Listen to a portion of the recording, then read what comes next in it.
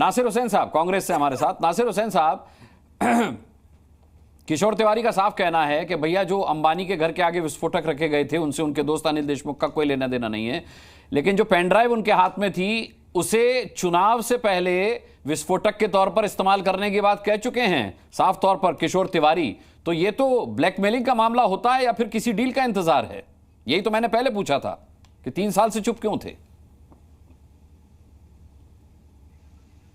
सरकार बनी तब से ये लोगों की एक साजिश रची जा रही थी, कैसे ये सरकार को गिराया जाए, कैसे इस सरकार को बदनाम किया जाए। ये कोई पहला मौका नहीं है। अनिल देशमुख पे जो एलिगेशन ये लगा रहे हैं, खुद जो सीपी थे उस समय रनवे हो गए थे, महाराष्ट्र से गायब हो चुके थे, वो कोई अपने स्टेटमेंट पे कायम नहीं थे। तो एमबीए सरकार को बदनाम करने के लिए इन लोगों ने साजिश रचा और इनकी बातों में दम है। अगर देवेंद्र जी कहते हैं कि मेरे पास प्रूफ है, तो इन्होंने तो आज ओपन चैलेंज किया अनिल देशमुख ने, आप उसको लाओ हमारे सामने। महाराष्ट्र की जनता देखना चाहती है कौन सा आपके पास सबूत है। सिर्फ आके आप न्यूज दे रहे हैं, बाइट आप देश, आज महाराष्ट्र के आप होम मिनिस्टर हैं, आप डिप्टी सीएम हैं, आप इस तरह की झूठी वर्गुलेशन क्यों फैलाना चाहते हैं? महाराष्ट्र की जनता को क्यों बरगलाने का काम कर रहे हैं? क्योंकि अभी आपने देखा होगा 2024 में मेंबर ऑफ पार्लियामेंट के इलेक्शन में, सुनिएगा, महाराष्ट्र की जनता ने कैसा तमाचा दिया है। इनकी इसी झूठ का तो तमाचा था महाराष्ट्र की आवाम ने इनके मुंह पे जो मारा है। तो अभी देखिएगा अक्टूबर में जब विधानसभा का इलेक्शन होगा, इनके मुंह पे दूसरा तमाचा जाएगा। इस तरह से बरगलाने, आप बताइए, जिस अजीत पवार की ये बात करें उसी अजीत पवार के साथ जाके सरकार बनाते हैं, उन्हीं हारून मसरूफ के साथ सरकार बनाते हैं, उनके ऊपर आप कैसी कैसी एलिगेशन लगाते थे, आज उनके साथ आप सत्ता का मजा चक रहे हैं और आप हमें बदनाम कर रहे हैं। एनडीए सरकार को बदनाम करने का काम किया है तो भारतीय जनता पार्टी ने किया है। पहले दिन से साजिश रची जा रही थी कैसे, तो इन्होंने किया, इन्होंने एकनाथ शिंदे साहब को तोड़ के सरकार बनाए। अरे हिम्मत था तो जनता के बीच में जाते, जनता से मैंडेट लेके आते, फिर सरकार में आते। तो आपने पार्टियां तोड़ी, अजीत पवार के थ्रू तोड़ी, जिनको आप गालियां देते थे आज उनके साथ आप मलाई का सत्ता काट रहे हो। तो ऐसे लोगों के बात पे कौन ट्रस्ट करेगा?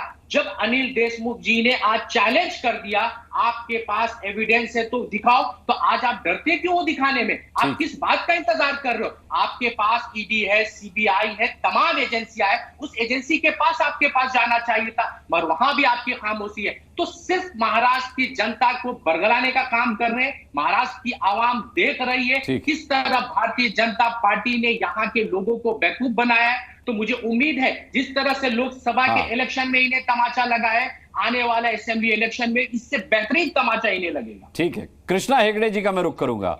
कृष्णा जी, आपको तो अनिल देशमुख जी का शुक्रगुजार होना चाहिए। अगर 3 साल पहले वो ये पेन ड्राइव दिखा देते और इसमें सबूत दिखा देते तो फिर शिंदे साहब की सरकार कैसे बनती? फिर तो ये सपना टूट जाता, क्योंकि उनके मुताबिक देवेंद्र फडणवीस ने उन पर दबाव डाला था कि भाई उद्धव ठाकरे, आदित्य ठाकरे, अनिल परब और अजीत पवार के खिलाफ एफिडेविट पर साइन कीजिए, जो कोई उन्होंने नहीं किए। आप उनके खिलाफ ही वीडियो बना करके बैठे हुए हैं। अनुराग जी, सपना इनका टूट गया है, इसके लिए ये अभी टेंशन में है। और आपने जो स्टोरी बताई है, इंटरवल के बाद की स्टोरी बताई।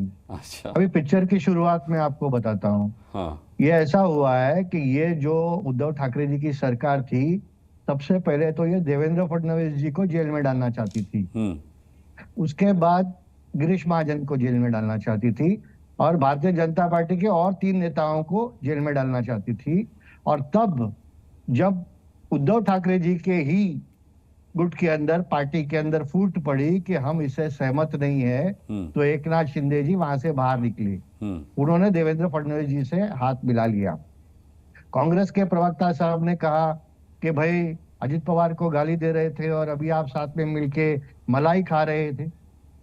अरे भाई, शरद पवार साहब ने आपको कितनी बार गाली दिया, कितने बार आपका पार्टी तोड़ा, कितने बार खुद का पार्टी बनाया और खुद आपके साथ गए। तो शरद पवार साहब के साथ तो आपने मलाई खाई, तो आपको कोई प्रॉब्लम नहीं। लेकिन अजित पवार साहब हमारे साथ तत्वों की लड़ाई में जुड़ गए हैं, तो आपकी बड़ी प्रॉब्लम है। तिवारी जी कह रहे थे कि भाई अनिल देशमुख जी ने क्या कहा, मैं उनके ऊपर व्यक्तिगत टिप्पणी नहीं करना चाहता हूँ, लेकिन जो महाविकास आघाड़ी का सरकार था उसको लोग महावसूली आघाड़ी कहते थे। प्रेम जी ने बराबर कहा उद्योगपतियों के घर के नीचे बॉम्ब रखना, मुस्कान जी फिर गलत इंफ्रास्ट्रक्चर का बयानबाजी काम कर रहे हैं। रुकाना, आता हूं। डेवलपमेंट का काम रुकाना, लोकसभा के इलेक्शन में मेट्रो का जनता ने काम किसको रुकाना, मैंडेट दिया? मेट्रो शेड का लोकसभा में काम सबसे बड़ी रुकाना। अरे पार्टी अभी चुप किसको बैठिए, चुप बनाया? बैठिए। कृष्णा हेगड़े जी गलत बयानबाजी मत आपका करिए। 2.5 साल नहीं, आपका 2.5 साल का सरकार का इतिहास सुनाता हूँ। 2014 से आपका चालू है। 2G, 3G, कोयला जी, पेट्रोल, हेलीकॉप्टर जी, कफन जी, सब चालू था आपका। उसके बाद आपकी सरकार यहाँ आ गई। अभी रुकिए जरा, सुनिए यहाँ पर। सुनने का भी ताकत रखिए, सिर्फ आरोप रखने का ताकत मत रखिए, सुनने का ताकत रखिए जरा। अरे सुनिए, एक एक करके कांग्रेस के प्रवक्ता जी, इनका बोलना हो गया ना, तो अभी मेरे बात में क्यों बीच में आपको टुकरा है क्या कि मैं आपका भ्रष्टाचार का पोल खोल रहा हूँ? ये ऐसा हो गया है कि इनका ऐसा है 100 करोड़ लेडीज बार से चाहिए महीने में, आरए शेड का शिफ्टिंग में पैसा चाहिए, मेट्रो कॉन्ट्रैक्टर से पैसा चाहिए, हर जगह से उनको पैसा चाहिए, उद्योगपति के घर के नीचे बॉम्ब रखना है। वजह का क्या रोल था? मनसुख हिरेन कौन था? मनसुख हिरेन की हत्या क्यों हुई वो बताइए मुझे। मनसुख हिरेन की हत्या नहीं बताएंगे आप लोग, क्योंकि आपके पास जवाब ही नहीं है। तो दूसरे के ऊपर आरोप लगाने से पहले खुद का जो आपका कार्यकाल है उसमें जरा झांक कर देखिए।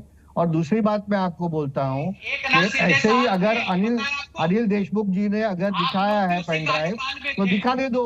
उनका पेन ड्राइव निकलेगा, हमारा सीडी निकलेगा, दूध का दूध और पानी का पानी हो जाएगा। उसमें घबराने की क्या बात है? जी न्यूज़।